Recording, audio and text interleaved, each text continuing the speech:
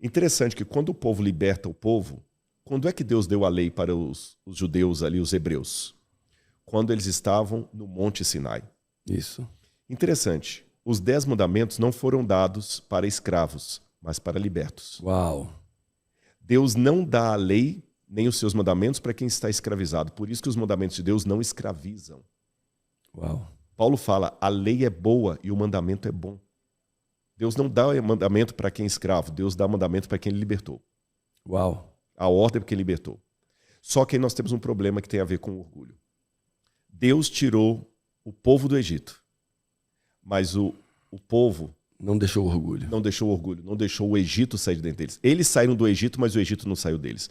Paulo, na parte da teologia chamada soteriologia, que é quando a gente estuda a história da salvação, há 2 fases o nosso processo de redenção. 3 fases, na verdade. A primeira fase é quando nós somos justificados pela fé. Pela graça sois salvos por meio da fé. Isso não vem de vós, porém de Deus, nem de obras para que ninguém se glorie. Quanto tempo eu preciso para ser justificado pela fé em Deus? Nanosegundo. Nanosegundo. Eu aceitei a Cristo como Salvador pessoal, a veste da justiça dele está sobre mim. Tá certo? Nesse momento, Deus me tira da lama. Uhum. Aí vem o segundo processo, a santificação. Qual é a diferença da santificação para a justificação? Na justificação, Deus me tira da lama. Na santificação, limpa. Deus tira a lama de mim. Uau! E o terceiro capítulo desse processo é a glorificação, que é quando Cristo vier nas nuvens do céu com poder e grande glória, e nós tivemos um corpo transformado à semelhança da sua glória, etc. Então, justificação, santificação, glorificação. Agora, mesmo que Deus me justifique, se eu não deixar que ele tire a lama de mim, não adianta. Não adianta. Eu vou continuar sujo. E aí tem um problema muito sério, Paulo. Por que as pessoas não deixam Deus tirar a lama? Por causa do orgulho. E por que o orgulho? Isso é uma coisa boa. É porque o orgulho é apenas um outro mecanismo que o diabo e o pecado implantaram em nós para evitar a cura. O orgulho, no dicionário espiritual, não no dicionário da língua portuguesa, no dicionário espiritual, o orgulho e o medo são sinônimos perfeitos. Uau. Porque é o medo.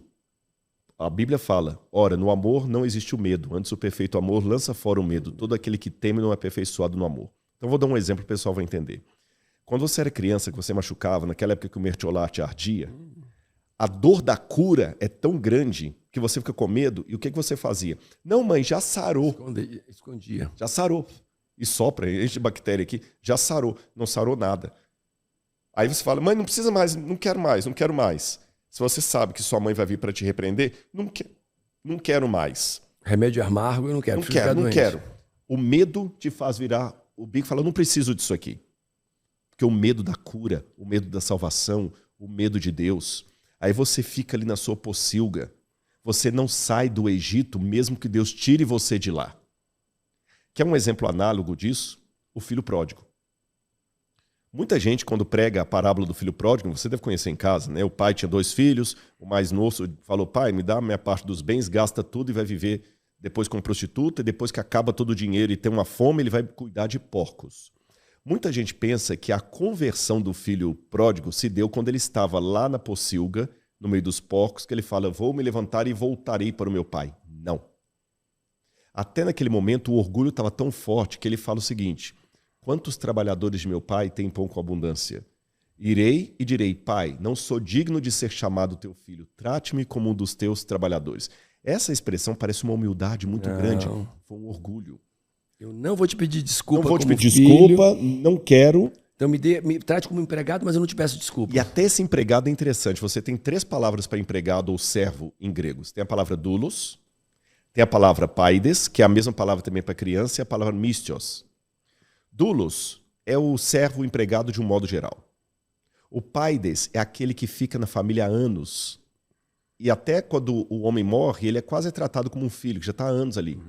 O mistios, sabe qual que é? É aquele trabalhador sem vínculo empregatício. É aquela pessoa que você contrata só por uma coisinha e vai embora. Vamos supor que você comprou uma casa. Um freelancer. Freelance. Comprou uma casa, aí você quer fazer uma limpeza pesada, você contrata uma empresa, eles trazem o pessoal, eles fazem aquela limpeza lá, você paga a diária, eles vão embora e acabou. Você não sabe nem o rosto. Sabe qual dos três que ele pede para ser, em grego? Ele não pede para ser um doulos, ele não pede para ser um paides, ele pede para ser um mistios. Uau. Um frila. Olha, não precisa me tratar como filho, não. Um frila, tá bom. Aí o pai que quebra tudo isso fala, não, vem cá, você vai ser filho. Você é filho. Você é filho, aceita.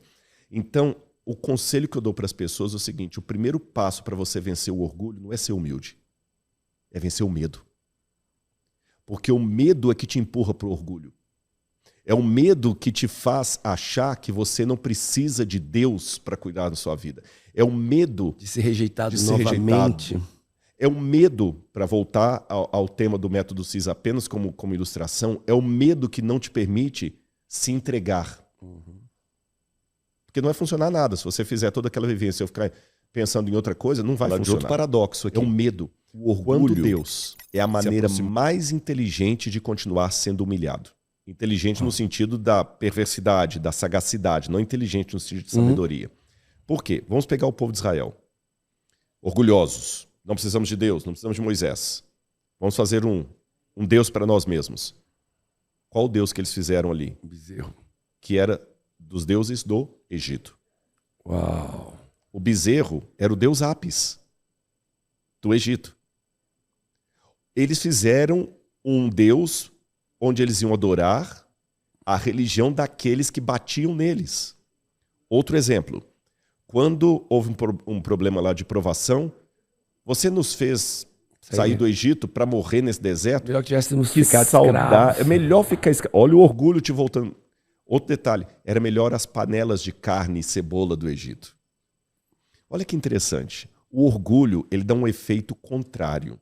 Eu posso comparar que o orgulho é quase como uma droga. A droga, para quem é viciado, num primeiro momento, dá um prazer tremendo. Mas a ressaca. Mas a ressaca é muito pior. O orgulho é a mesma coisa. No momento você se acha o tal. Mas depois você volta para uma situação, e é uma situação de escravidão, por isso que a palavra cai exatamente. Por quê? Porque ela te torna sempre um usuário de drogas procurando o traficante que te humilha. Olha que interessante, aquela pessoa que está na mão do traficante, quando o traficante não está perto, ele vai lá, ele bate, ele bota pressão, eu sou do mal, eu faço, eu aconteço, ele bate na mãe dentro de casa, ele é violento, ele dá problema com a família e tudo e tal, para juntar dinheiro para voltar lá no traficante para continuar alimentando. A mesma coisa, o Egito batia neles, o Egito tirava a humanidade deles. E eles orgulhosos, não precisamos de Deus nem de Moisés.